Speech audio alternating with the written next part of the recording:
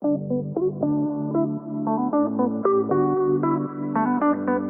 welcome to the Business Vitality Podcast. I am your host, Catherine Cantey. You can learn more about me and my team at catherinecantey.com. For more than 2 decades, I have been able to travel the country and help other people grow their business.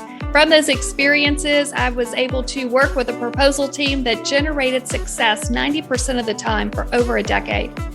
We have created a leadership coaching program that is creating 100% measured results as seen by the leaders, peers, and stakeholders. And finally, I have spent nearly a decade in boardrooms, corporate boardrooms, where we are learning what's working and what's not. And more importantly, we're able to take the communication from the boardroom and get it down to the front line so execution is easier to implement. You know, from all these experiences, we created a framework called Business Vitality. These are all of the best practices of leaders and opportunities that have been coming up decade after decade. And a lot of this stuff has been in practice for more than 20 years, 30 years and beyond. And what we're learning is a lot of these folks that are remaining vital in business today are having to think differently. And to share a quote from one of my CEOs that I've worked with in the past, he told me all day long he can hire folks, but what he needs more of are people who think outside the box. So, in an effort to pay it forward and celebrate successes, we are going to be sharing stories of leaders who are thinking differently and remaining vital in business today. Please stick to the end and we will share how you can be a guest on the show. And thanks so much for being here.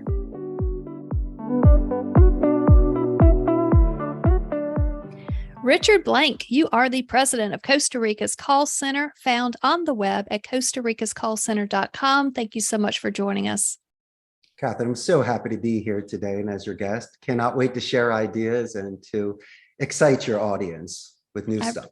I really appreciate it. Thank you so much, Richard. I've enjoyed getting to chat with you before we hit the record button. And before I kind of continue that conversation, would you mind explaining a little bit about Costa Rica's Call Center and exactly what you're providing, what services that is?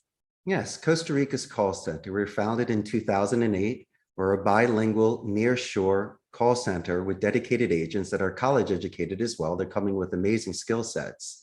We do appointment setting, lead generation, back office support, customer support.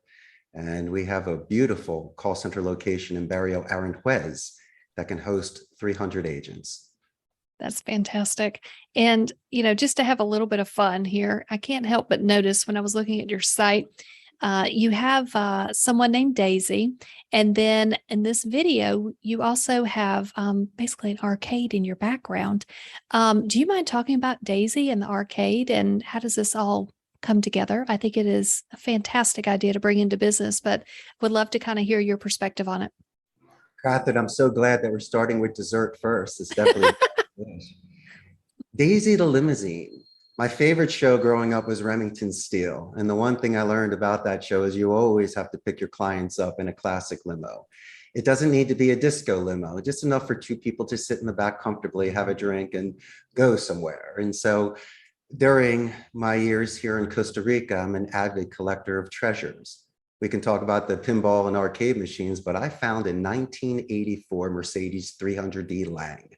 And it was more of like an embassy or a luxury hotel sort of limousine where you had the flip seats in the middle to put 3 extra people. Now, I tore those out immediately, put it on a custom-made bar, replaced the back seats and the front seats, chromed it out, cleaned it up, and I have the most beautiful, beautiful, comfortable ride where if you go and look up Mercedes Limousine Costa Rica, you see all the different places that we visit, up in the mountains, to the beaches, to the waterfalls. She really has traveled most of this country, and our proudest moment was participating in the 2019 Costa Rican Carnival. And so we were paraded downtown on Main Street. And besides all the classic car shows and weddings and events that we've participated in, that was probably one of the most incredible events to go down Main Street in a limousine in Costa Rica. And we also collect pinball machines here and jukeboxes. A gamification culture, Catherine, is so important. The greatest relationships are built through play. And if I have a neutral environment where people can let off steam, recharge batteries, spend time with the jefe, there are moments where attrition will be lowered and relationships will be built. And as a trainer, as a supervisor, as an owner of a company, the greatest place for me in my own company culture is in the arcade. And so people can relax. We can freely express ourselves without any sort of pressure. And if I can combine those sort of things for my clients and for my agents, I've created an environment that's lasted close to 15 years and continues to grow. So those are some of my immediate secrets in regards to being successful with offshore call centers. Okay, dessert first is always a thing in our house. So I love that you had that reference. How many pinballs do you have? Because I've saw the pictures of Daisy all over the island and I was very impressed. Her backgrounds are amazing, beautiful pictures. And then I'm curious, how many pinball machines do you have? I currently have 13. My oldest machine is a 1976 Bally's Freedom. And then I have a bunch of machines in the 90s, like Last Action Hero and Doctor Who, NBA Fast Break, Judge Dredd. I got Hook and Jurassic Park. It's just one man's trash is another man's treasure. I cannot wait to drive a couple hours and buy a machine for a couple $100 because in the United States, there's many companies that will send you the replacement parts. And with a proper electrician and a little bit of TLC, you can get them back into working condition. And then you're just living a child's dream of playing all you can play American pinball. And most of these machines, Catherine, are older than the agents that are here. So once again, we are creating a certain sort of medium and experience for them different from the PlayStation or the Xbox. It's something they can brag to their friends about, that they did it for the first time. Do you mind talking about just that employee experience? I know you talked about the customer experience and picking them up in Daisy, and but I'm more curious about the employee experience with the business and having that play and giving that balance. And it sounds like you give them space, tons of development that you're doing with them. But if you don't mind just talking about how do you take care of your folks? And it sounds like they just keep coming back day after day, and call center work is hard work. Just having to have the conversations and you've got to be smiling all day long and battling, through whatever challenges come their way. And the resiliency there is I think always extremely impressive. So how do you maintain that culture with the employees? So I have the best podcast. What an amazing question. Let me cut the pizza, okay? Because there's about 4 or 5 nice slices there. Let me go back to August of 2000. When I was 27 years old, I came to Costa Rica for only 2 months to work at my friend's call center. He wanted me to teach English. I took this opportunity to stay and to learn the business. So I did not start at a C level. In fact, I wasn't even at manager supervisor level. I was with the people. I might have been friends with the owner, but I was with the proletariat with thousands of call center agents. So I would break bread with them, sit in the cubicles with them. And throughout those years, I learned every department of a call center, minus the C-suite, but you saw the good and the bad, the happy and the sad. And for me, I cracked a couple codes in regards to empathy and making sure these individuals have their dignity and not to feel like a number and expendable. So I went from just being an employee at my friend's center to now owning a call center. But prior to doing that, and I will be forthright with you, Catherine, and it's true, in my mid-30s, I had my impulse control. I knew I was much more mature, and I had the finances to be able to take off a certain period of time and properly start a business responsibly. And by learning this business from the inside and out, it puts me in their shoes. And prior to even making a single phone call, my friend, I let them know that learning a second language is 10 times harder than any campaign that I put you on. So let's put fear into perspective. I'll put you on a level playing field. Never compromise your ethics or values like you see in some of the movies where people are doing certain things that you do not agree with or calling you during dinner. And as long as these agents will feel good about their job, they can go home and tell their parents what they do for a living. And so that is my foundation training. I just can't force a fit because if I bend you, I'm going to break you.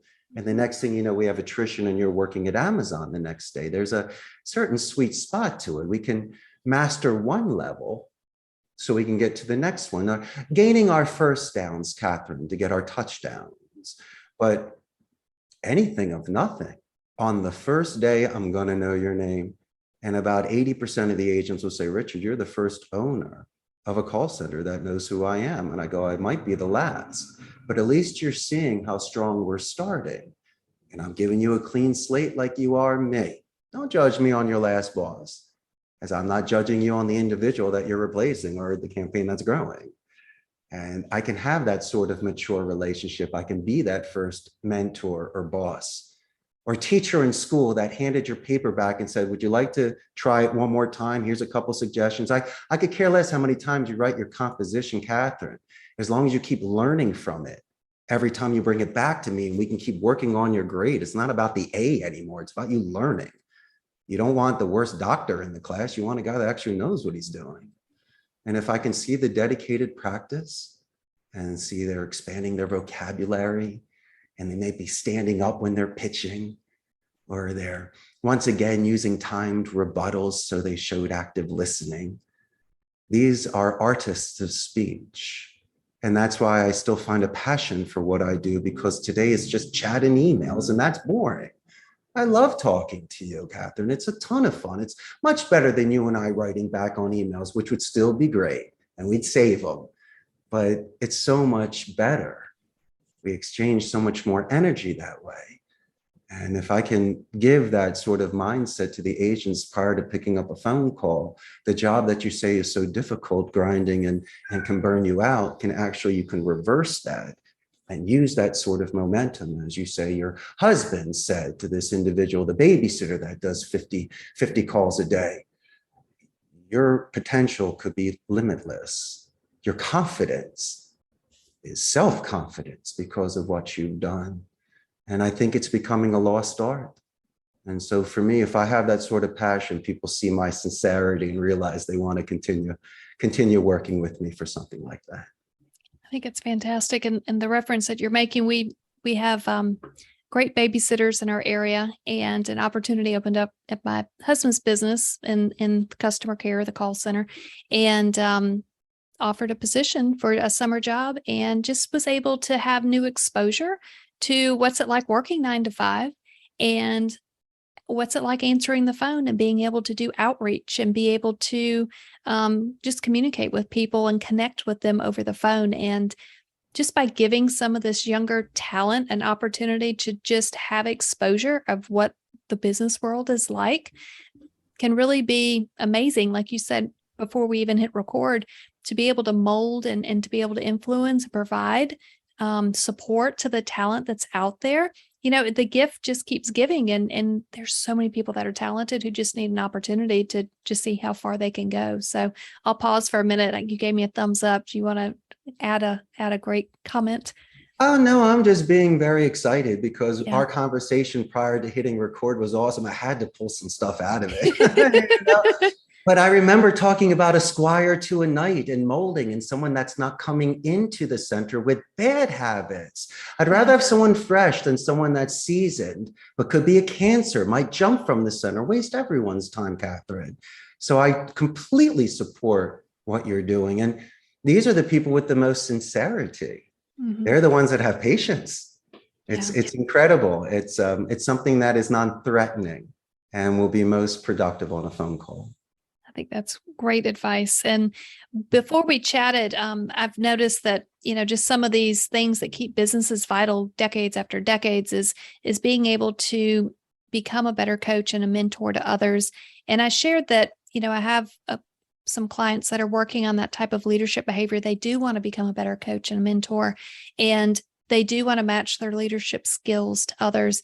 And then another one that you shared is being able to present confidence at different levels. And your answer really took me back when I asked if you could share maybe some stories around how do you become a better coach and mentor, and how do you present confidence at different levels within the organization.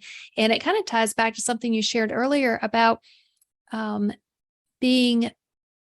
working at the call center, but then owning the call center and making that transition. Do you mind I would love to hear that and to be able to share that with the listeners of that experience and how that kind of loops back to the confidence and becoming a better coach and mentor.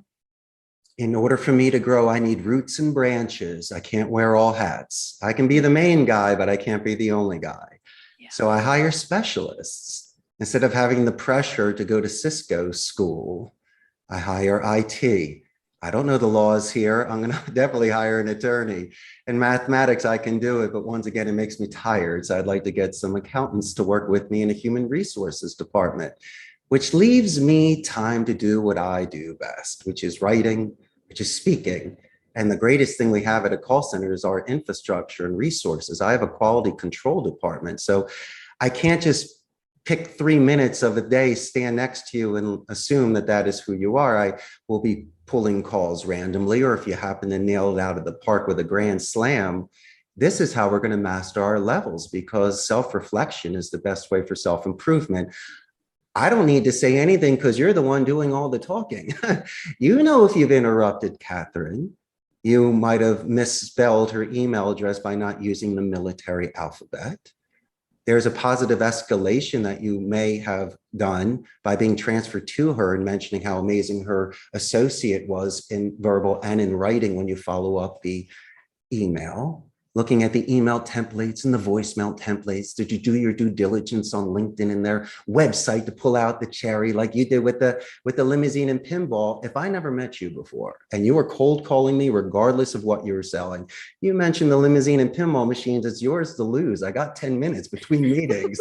I mean, literally, you could try to sell me, sand in Costa Rica. I'm still going to listen. You buttered my muffin. And that's what would make, as you say, least resistance. And you will knock people out of a trance a little bit. You might buy 30 seconds to get another 3 because you caught their attention. They find you interesting. You use name drops appropriately. You focus on personal pronouns like a you and an are for emphasis to keep your attention. On the phone, we're losing 3 of our senses, which means that your hearing should be expanded. And don't kid yourself, you can see on the phone. You have metaphysics, you have image streaming. Imagination is better than, the book is better than the movie. There's adjectives and descriptive words. So I think that you should really expand on those sort of things and paint a picture so you're not a print. And if you have that and be so engaged, then every phone call, you should see it as prolonged, and you'll build a larger pipeline. You'll have more callbacks. It doesn't need to be a cold call close like Blake and Glengarry. It happens sometimes. But a lot of the times, Catherine, people just want to see your credentials or call a reference or 2, or just walk away for a second and ponder this amazing conversation, which was too good to be true, and then decide to follow up with you appropriately. So you're not putting any sort of pressure there for a certain sense of urgency, which is not needed. And as long as these things can flow in that sort of manner, each person could be adjusted accordingly for beautiful relationship building.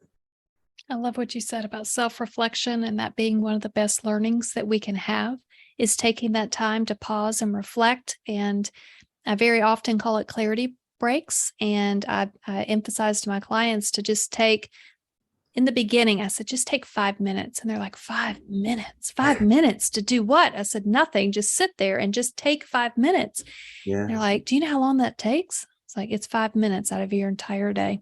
And then if they do try it, they come back and they actually share that this is working, and they can actually gain thought and traction and planning. And there's just this kind of aha moment that they're starting to experience. And I'm like, okay, if you can do 5, what can you do next month? And just keep challenging them to be able to take that time and have that self-reflection and allow themselves to grow, and not to constantly respond, react, because I think we have too much of that out there.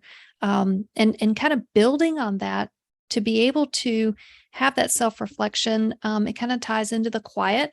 And you obviously must have incredible listening skills in order to do and to be able to have the business that you do. Do you mind talking about, maybe some tips and tricks around listening skills and how to become a better listener? And what does that look like? Because I feel like there's so many of us that just want to respond and talk, and nobody's listening. Nobody's really listening to what's being said or not being said. Do you mind sharing some ideas around listening skills? Sure. Regardless if it's a first time connection or just the person you've known your entire life, the best bit of advice that I could do would be more for conflict management and strategy. We can always go into other topics later, but this is probably the starting point for me. It's better defense than offense. I believe in 2 ears, 1 mouth, double listening to 1 speech. You can still participate in the conversation, but there's some sort of hedging that you can do in order to let you lead, and I could still dance with it. When you confirm things with people, they don't need to repeat it, so there's no rabbit holes. It shows active listening.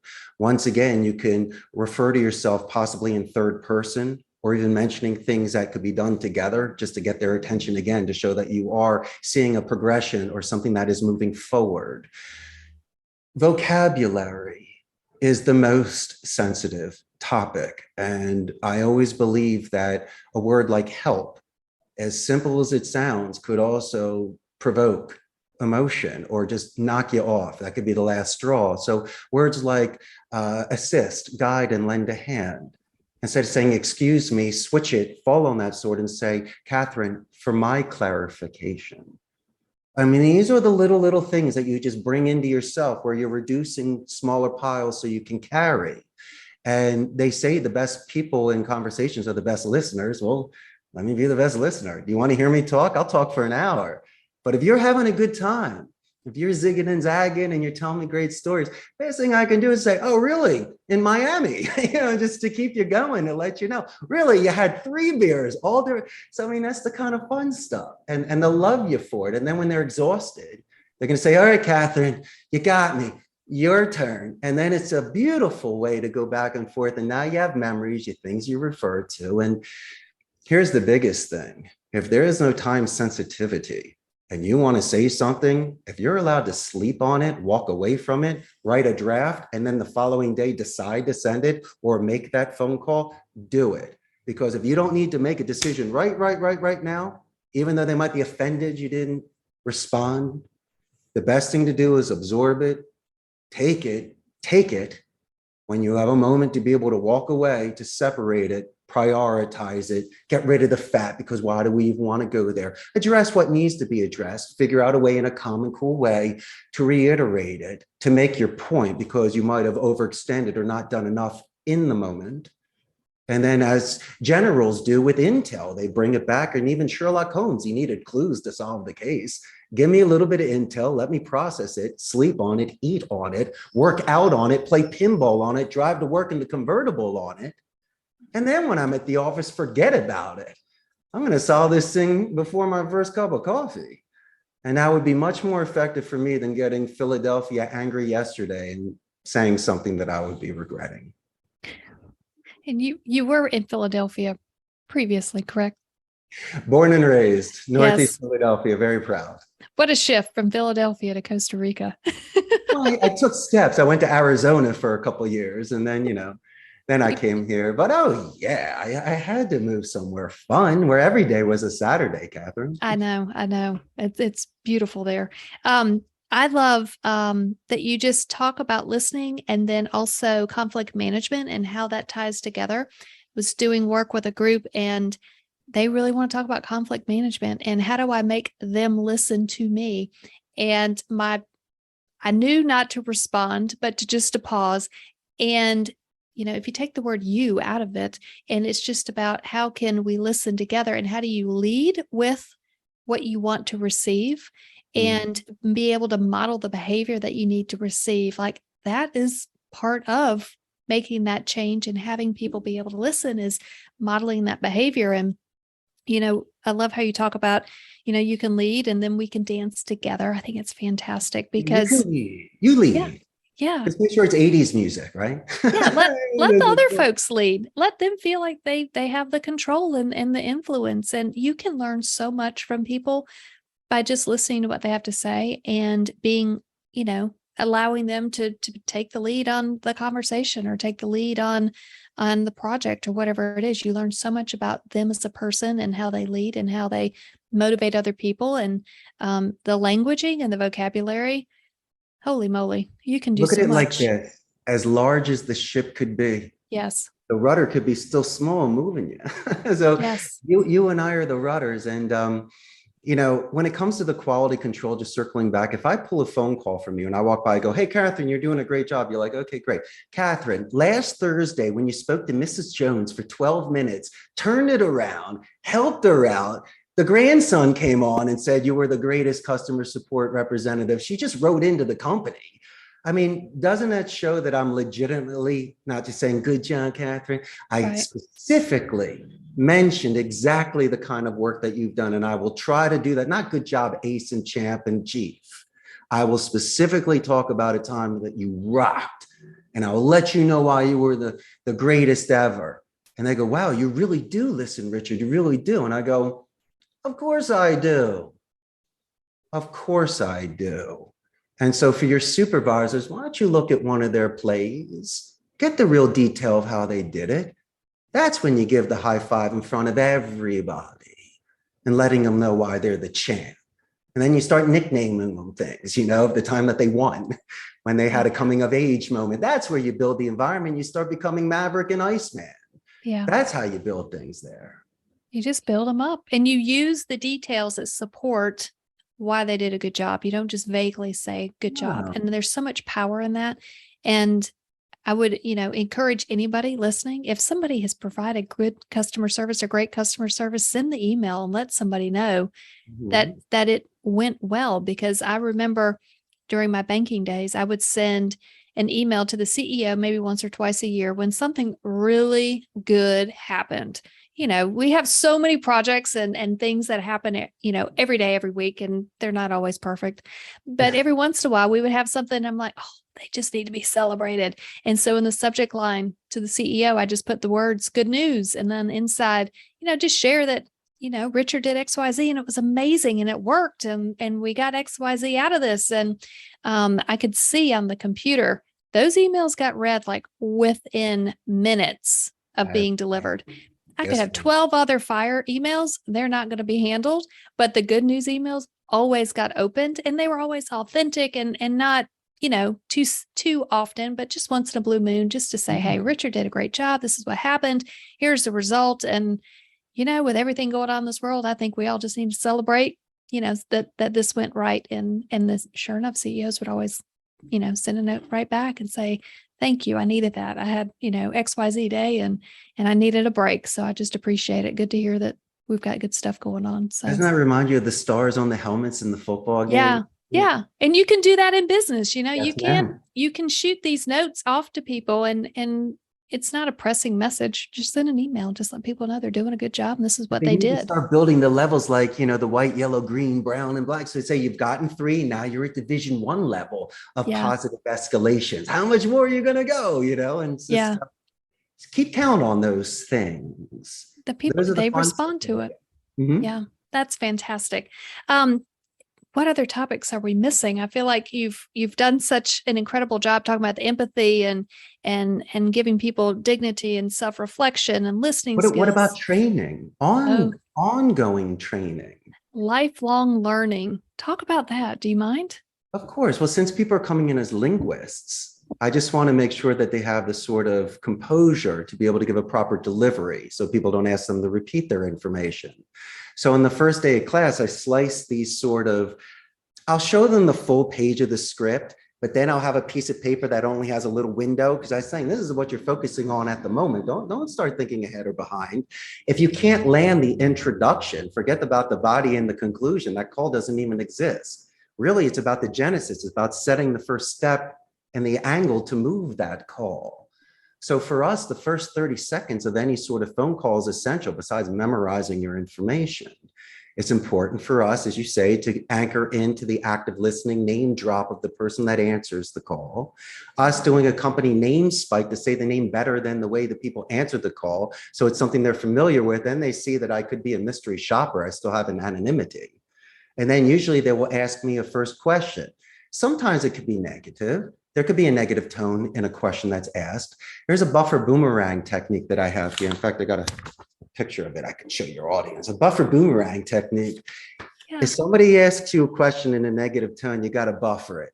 I'll name drop you. Catherine, that's an excellent question. My name is Richard Blank. So you buffer negative, name drop, flip it around, repeat for active listening, send it back as a +2. You can always readjust tone. And once again, when you get transferred, these are, as you're mentioning, positive escalations. So you're giving the gift after getting the pass to pitch. And when you're speaking with information, don't do desert pitching. Don't just go over laundry lists. Go like a dessert tray. And after you mention your A, B, C, and D, pause a little bit in between for a positive or a negative reinforcement. When you're done, you can rake the question by saying in a brazen way, Catherine, I'm sure you like at least one. And you do the horizontal stacking of open-ended questions, once again, allowing you to speak. And these are the sort of soft skills that do not compromise ethics, that can control 30 seconds to 2 minutes worth of conversations that might have a little bit of movement to it, and will increase your ability to get through, as you would say, a gatekeeper. But instead of looking at them as shutting you down, they're the ones that add your momentum. Because once you give the positive escalation, and Catherine, you happen to call that company back, your assistant, A, will remember me, B, thank me, and C, probably tell me 50 things about you that's happening at the company that's exciting. So when I get transferred, I can congratulate you on a promotion, an anniversary, or your business growth. And so that's the sort of circles that you and I can create that will make much better relationships. Mm-hmm. Richard, this is fantastic. Okay, so as we're kind of wrapping up, can you give maybe your best 1 or 2 pieces of advice? You have so much to offer. Is there even a way to give 1 or 2 pieces? Sure. Fortune favors the brave, because if you can get past your parents' guilt, you can live anywhere in the world. That's number 1. And number 2, there's a lot of naysayers and gray believers out there. And these are the people that love you, but they may not understand you. And as long as you're willing to die with your boots on, and you have a certain vision quest, a certain destiny that you feel you need to do, while still being responsible with your family and your health, then by all means, live your life, because you only get 100 years. And the greatest thing you could do is look at yourself in the mirror and be very pleased that you were true to yourself when you were making these dreams and these promises back in the day. You didn't quit 80% in. And so that, my friend, if I could wrap it up in a nutshell, would be my best advice. And Catherine, thank you so much for this time today. I really enjoyed our conversation. Richard, thank you. Richard Blank, you are the president of Costa Rica's Call Center, found on the web at costaricascallcenter.com. Thank you so much for joining us. Thank you so much as well. My team and I just want to say thank you for tuning in to the Business Vitality Podcast. We really appreciate you being here. If you know of another leader, another CEO, a founder who has another success story that they are willing to share and be able to pay it forward, we would love to highlight their stories on this podcast. You can find more information at catherinecantey.com. And in the meantime, if you could take a minute and rate this show, that would be super helpful, because that's going to allow more people like you to find us in order to continue to pay it forward. Again, if you need to learn any additional information, we are happy to help. You can find us more at catherinecantey.com. You can also find us on LinkedIn with my name, Catherine Cantey. Thanks so much for being here.